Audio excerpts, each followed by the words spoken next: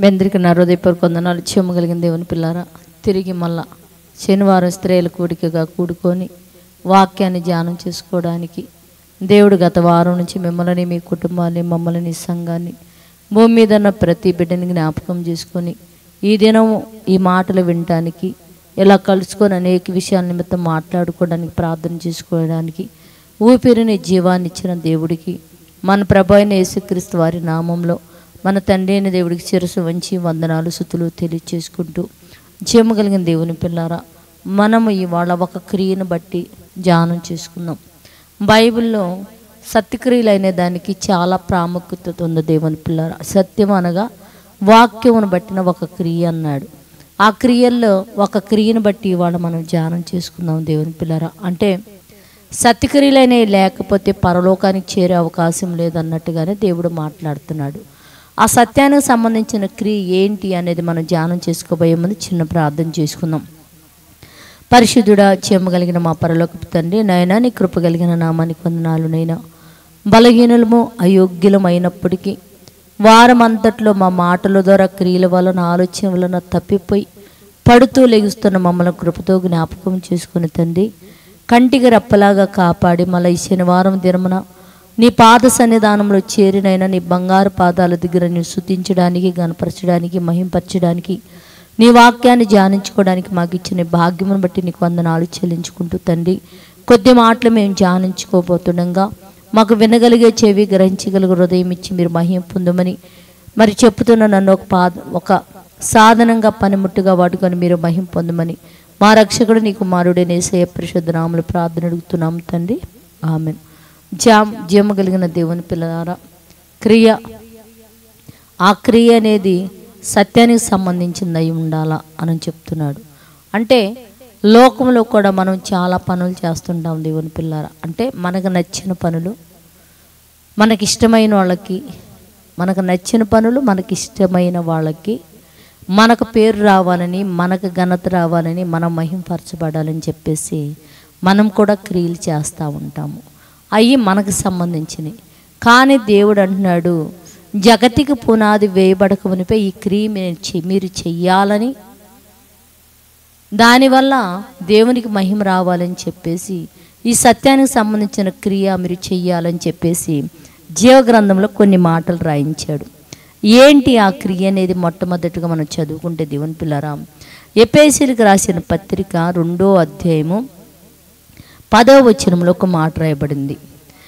మరి వాటి యందు మనం నడుచుకున్న వలనని దేవుడు ముందుగా సిద్ధపరిచిన సత్యక్రియలు చేయుటకే మనం క్రీస్తు యేసునందు సృష్టింపబడిన వారుమై ఆయన చేసిన పని అయ్యున్నాము అని రాయబడింది. అంటే మరియు వాటిని చేయుటకు దేవుడు ముందుగా సిద్ధపరిచిన క్రియలు, వాటిని అన్నాడు, ముందుగా సిద్ధపరిచిన క్రియలు అన్నాడు. క్రీస్తు యేసునందంట సృష్టింపబడిన వారమై ఆయన చేసిన పని అయి ఉన్నామన్నాడు. అంటే మనం చేసే పని అంట క్రీస్తు యేసుకు సంబంధించిందై ఉండాలంట దేవుని పిల్లారా. క్రీస్తు యేసుకు సంబంధించిన పని అయి ఉండాలంట. వాటి యందు అంటే సత్యక్రియలందు మనం నడుచుకున్న వాళ్ళనంట క్రీస్తు యేసుకు సంబంధించినవి ఉండాలంట దేవుని పిల్లారా. ఇంతకీ ఏంటి సత్యక్రియ? సత్యక్రియలు చాలా ఉన్నాయి బైబిల్లో. ఒక సత్యక్రియను గురించి మనం ధ్యానం చేసుకున్నాం. ఈ సత్యక్రియ ఏంటి అని ఒకసారి మనం చూడగలిగితే దేవుని పిల్లరా, సామెతల గ్రంథంలో ఒక మాట చెప్పాడు దేవుడు. చూద్దాం, అక్కడికి వెళ్ళి వద్దామండి దేవుని పిల్లరా. సామెతల గ్రంథం, పాత నిబంధన గ్రంథంలో, సామెతల గ్రంథంలో ఒక మాట చెప్తా ఉన్నాడు. సామెతల గ్రంథం 3వ అధ్యాయము 8వ వచనంలో ఒక మాట రాయబడింది. 3వ అధ్యాయము 8వ వచనము. అప్పుడు నీ దేహమునకు ఆరోగ్యమును, నీ ఎముకలకు సత్తువ కలుగును. ఏమంటే బాగా ఆలోచించండి. అప్పుడు నీ దేహమునకు ఆరోగ్యమును, నీ ఎముకలకు సత్తువ కలుగును, నీ రాబడి అంతటిలో ప్రథమ ఫలమును. బాగా ఆలోచించండి. సత్యక్రియలు చేయుటకు క్రీస్తు యేసునందు మీరు సృష్టింపబడిన వారై అంటే క్రీస్తు యేసునందు మనం సత్యక్రియలు చేసేవారిగా ఉండటానికి దేవుడంట చెప్తున్నాడు. నువ్వు చేయాల్సిన అప్పుడు నీ దేహమునకు నువ్వు ఆరోగ్యం కావాలని కోరుకుంటున్నావు కదా. నీ దేహమునకు ఆరోగ్యము, నీ ఎముకలకు సత్తువు కలుగునట్టు నీ రాబడి అంతటిలో ప్రథమ ఫలమును నీ ఆస్తిలో భాగమును యెహోవాకు ఇచ్చి మహిమ గణపరచుము. అంటే దేవుని నువ్వు గణపరచమంటే అంటే నీ క్రియ ద్వారా నీ దేవుని గణపరచాలంట. నీ సత్యక్రియ ద్వారా దేవుని నువ్వు మహిమపరచాలంటే గణపరచాలంట. ఆ గణపరిచే విషయంలో నాయన అప్పుడు నీ దేహమునకు నువ్వు ఆరోగ్యముగా ఉంటావు, నీ ఎముకలకు సత్తువు కలిగి ఉంటావు, నీ రాబడి అంతట్లో ప్రథమ ఫలమునిచ్చి నీ ఆస్తిలో భాగం ఇచ్చి యెహోవాను గణపరచుము. అంటే ఈ నువ్వు ఇస్తే యెహోవా కంట ఘనత వస్తుందంట దేవుని పిల్లలు. అంటే ఏంది?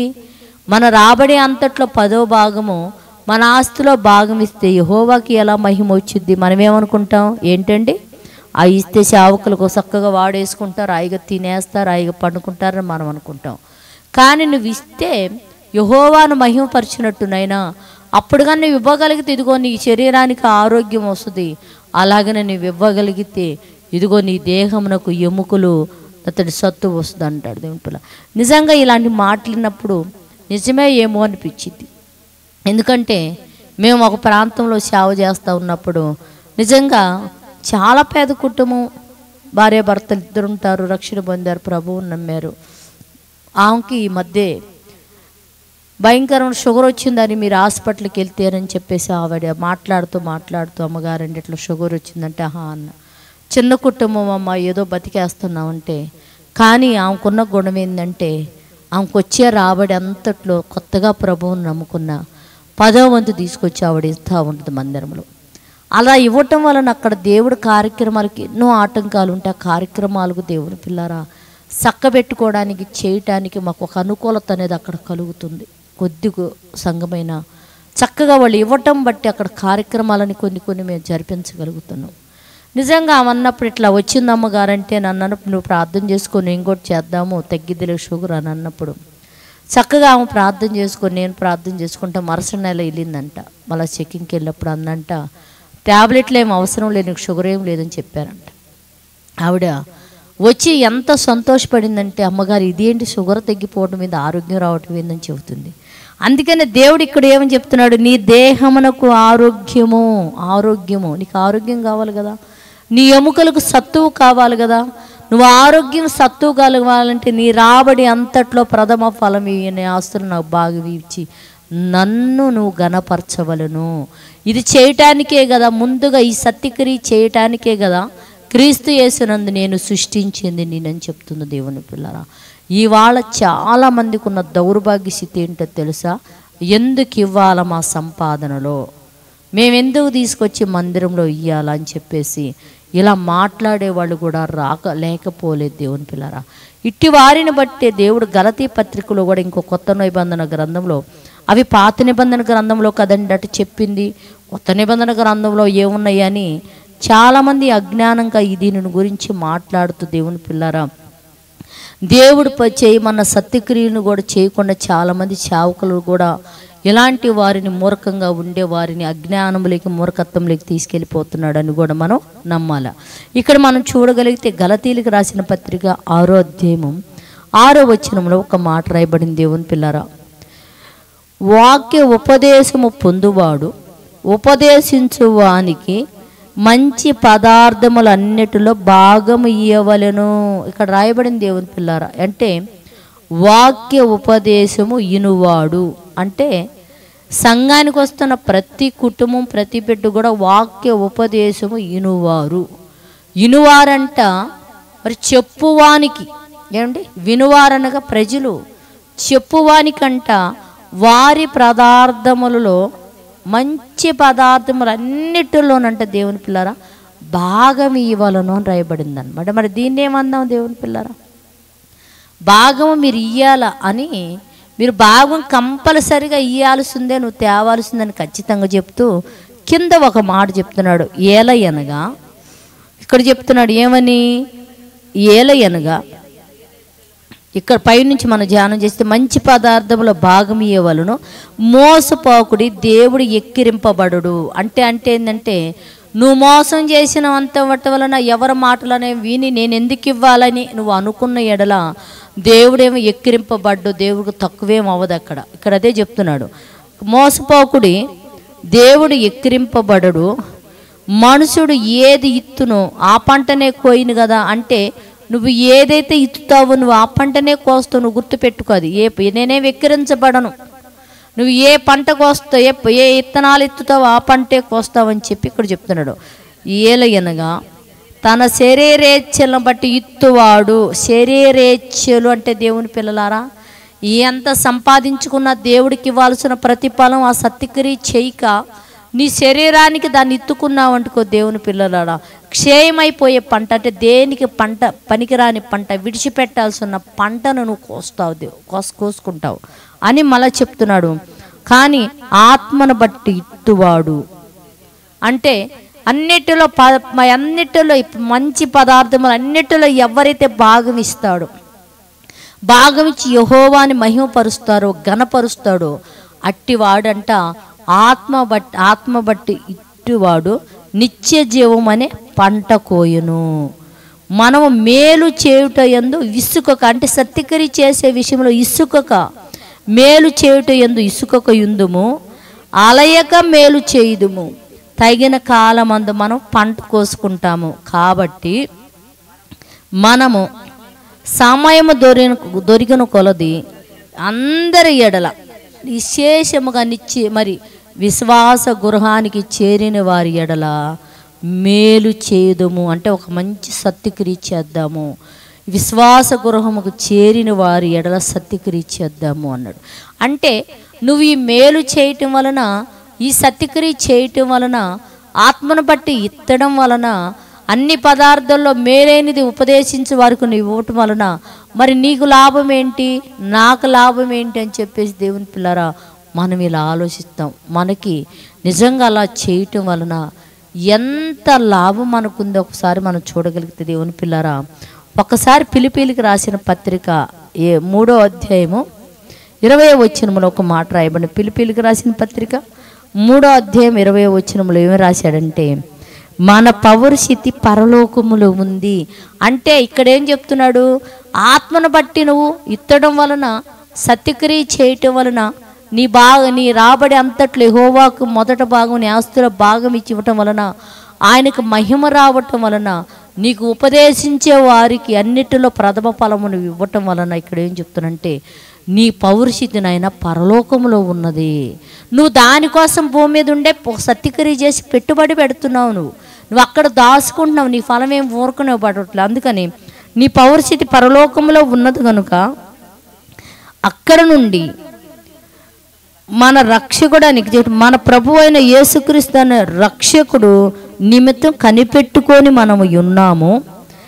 సమస్తమును తనకు లోపరుచుకున్న జాలిన శక్తిని బట్టి ఆయన మన దీన శరీరమును తన మహిమ గల శరీరమునతో సమరూపముగా మారుస్తున్నాడంట.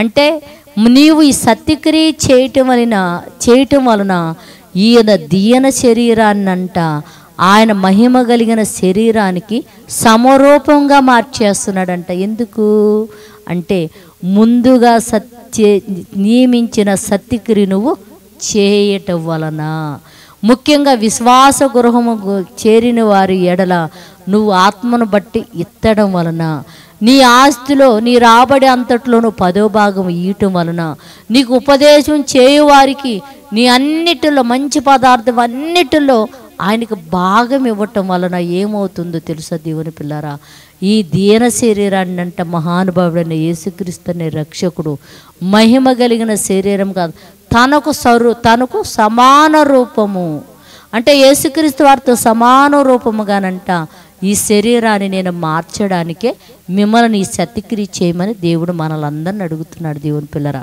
కనుక లోకము చెప్పినట్టు, లోకంలో ఉన్నవారు మాట్లాడినట్టు మనము మాట్లాడక, మనతో వాక్యం ఏదైతే మాట్లాడుతుందో ఆ వాక్యాన్ని చక్కగా మనం అనుసరించి పాటించి మనము కూడా యేసుక్రీస్తుతో సమరూపమైన మహిమ కలిగిన శరీరములోకి మార్చబడాలంటే ఈ సత్యక్రియ చేసేవారిగా మనందరం ఉండినట్లు ప్రార్థన చేద్దాం.